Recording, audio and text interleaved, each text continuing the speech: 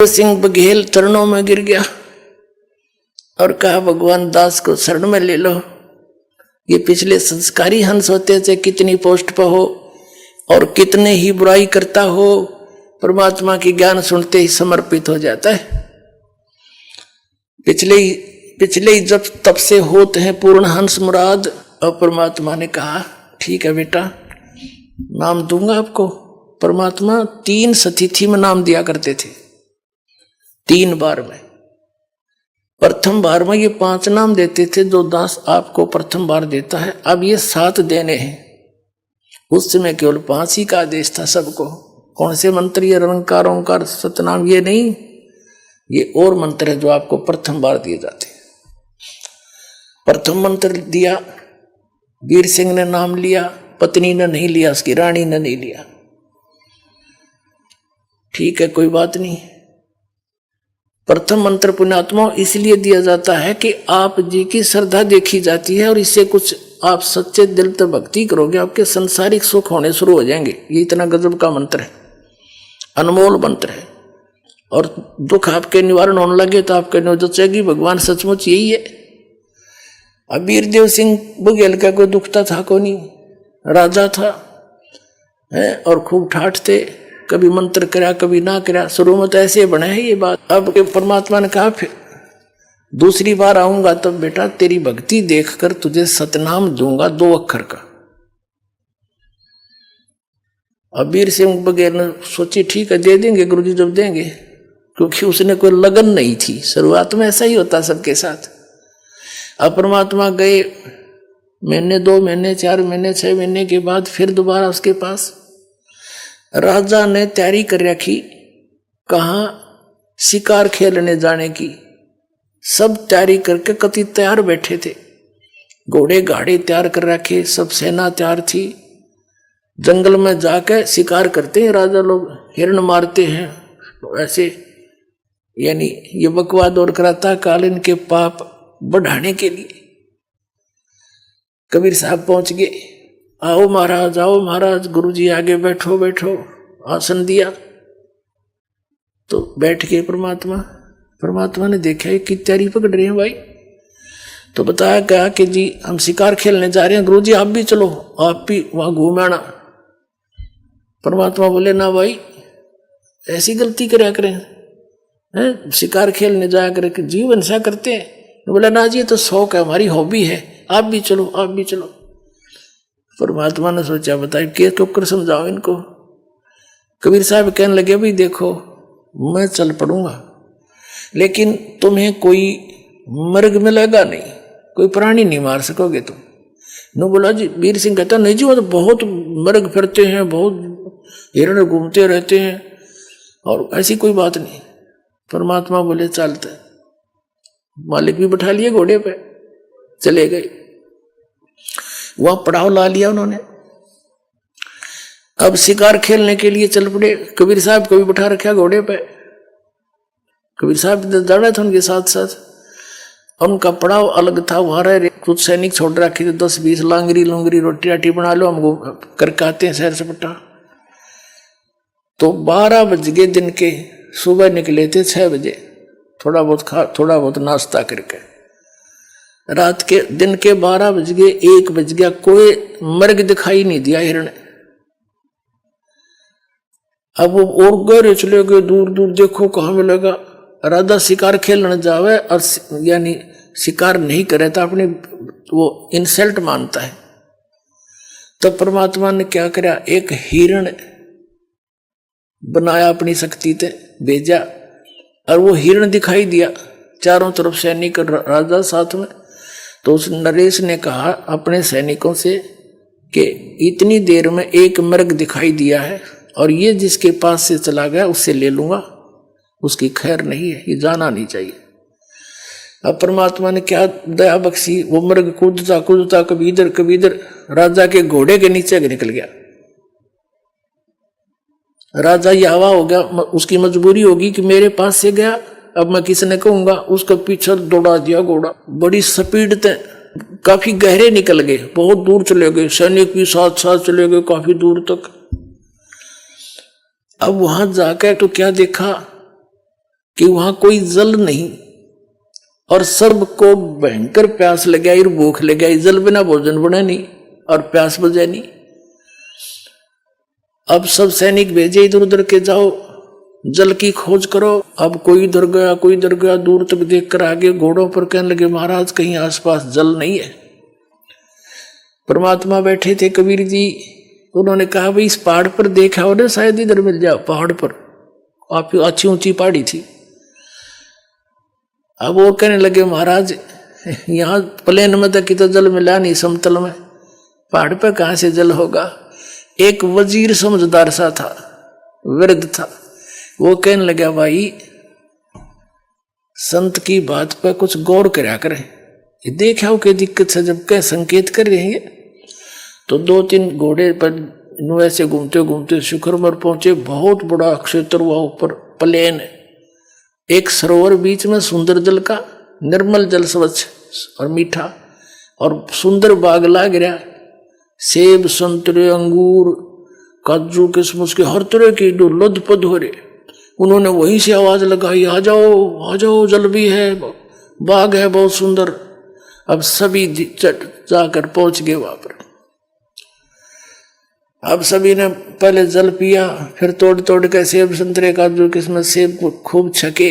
अन्यों कहे इसे मीठे तो कदे देखे नहीं, ये भगवान यहाँ देख प्रकृति का, परमात्मा की लीला, यहाँ कैसे बाग लगा हुआ है। सभी बतला रहे हैं आपस में कि यहाँ ऐसे स्थान पर है तभी तो कोई पहुंचा नहीं, ये सब लदपद है, किसी ने छेड़ा नहीं, हमारे लिए ही दया बख्शी है भगवान ने।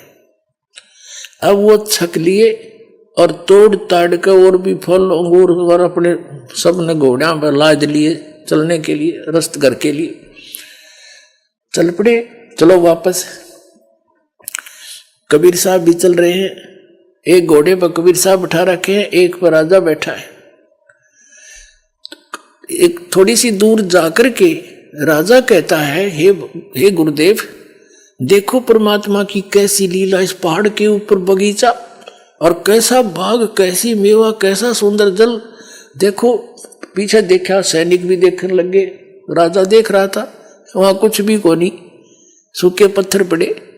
एकदम सारे वापस खड़े हो गए, वहां घूमा धक्के खाओ, कहाँ गया वो जल कहाँ गया, वो मेवा कहाँ गई। परमात्मा बोले जहां से आई थी वहां गई भाई।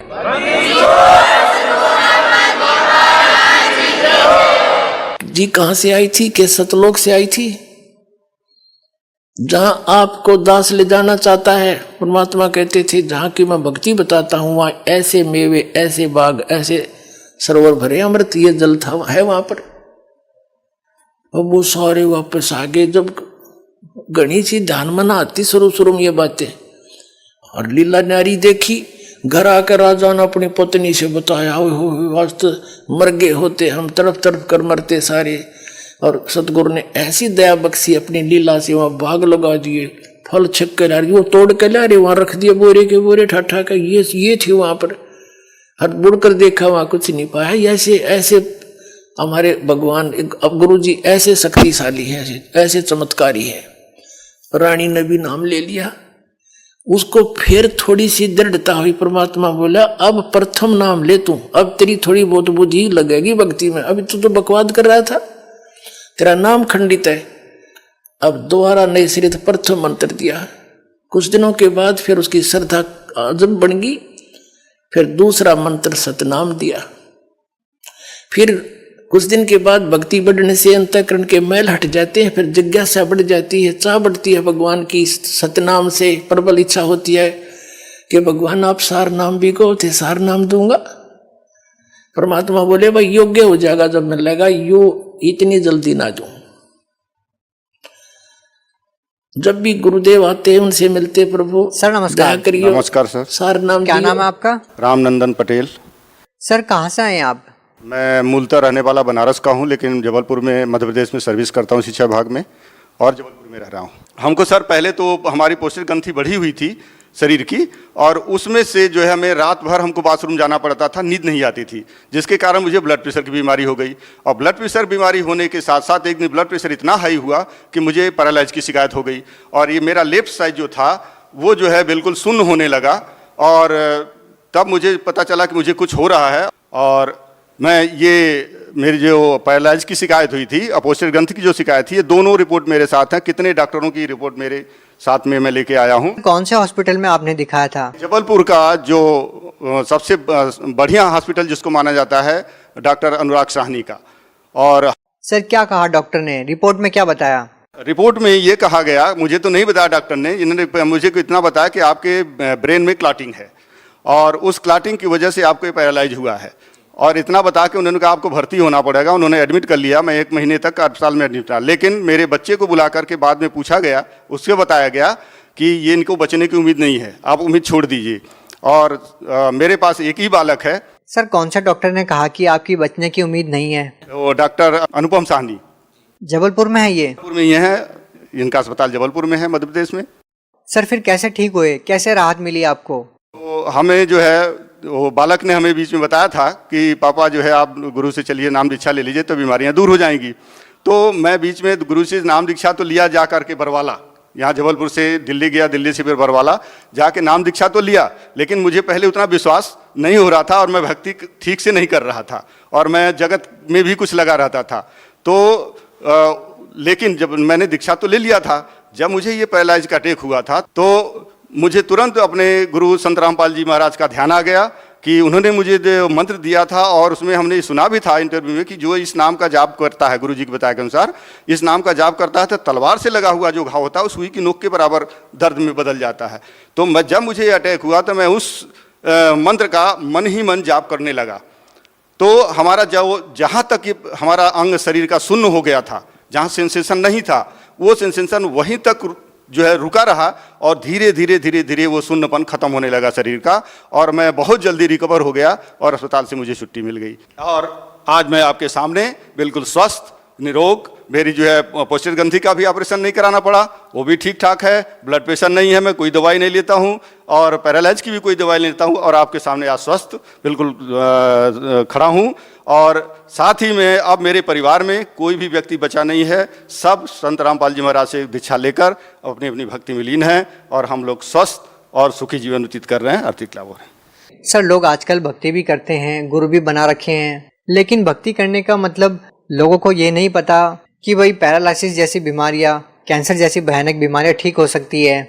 लेकिन जैसा कि आप बता रहे हैं, रिपोर्ट्स में आप साफ दिखा रहे हैं, डॉक्टर का नाम आप बता रहे हैं, आपको संत रामपाल जी महाराज से नाम दीक्षा लेने के बाद कोई ऑपरेशन नहीं करवाना पड़ा, आपकी पैरालिसिस की बीमारी ठीक हो गई। सर लोगों को आप कैसे समझा पाएंगे, लोग कैसे विश्वास करें? आप रिपोर्ट्स दिखा रहे हैं। सर विश्वास जब ही होगा सर, जब हम किसी चीज़ का उपभोग करेंगे, किसी चीज़ पे जो ज्ञान बताया जा रहा है उस ज्ञान को हम सुने, उसके अनुसार आचरण करें तो उसका फल आपको मिलेगा। क्योंकि हमने उस आचरण अपने लाया उस चीज़ को, गुरु जी के मंत्र को, और हमें फ़ायदा हुआ। इसलिए मैं आपको रिपोर्ट सहित प्रमाण दे रहा हूँ कि मुझे फ़ायदा हुआ। अगर आप गुरु संत रामपाल जी महाराज से जुड़ते हैं, उनसे गुरु दीक्षा लेते हैं और उनके बताए हुए रास्ते पर चलते हैं तो आपको निश्चित है आपको फ़ायदा मिलेगा। धन्यवाद।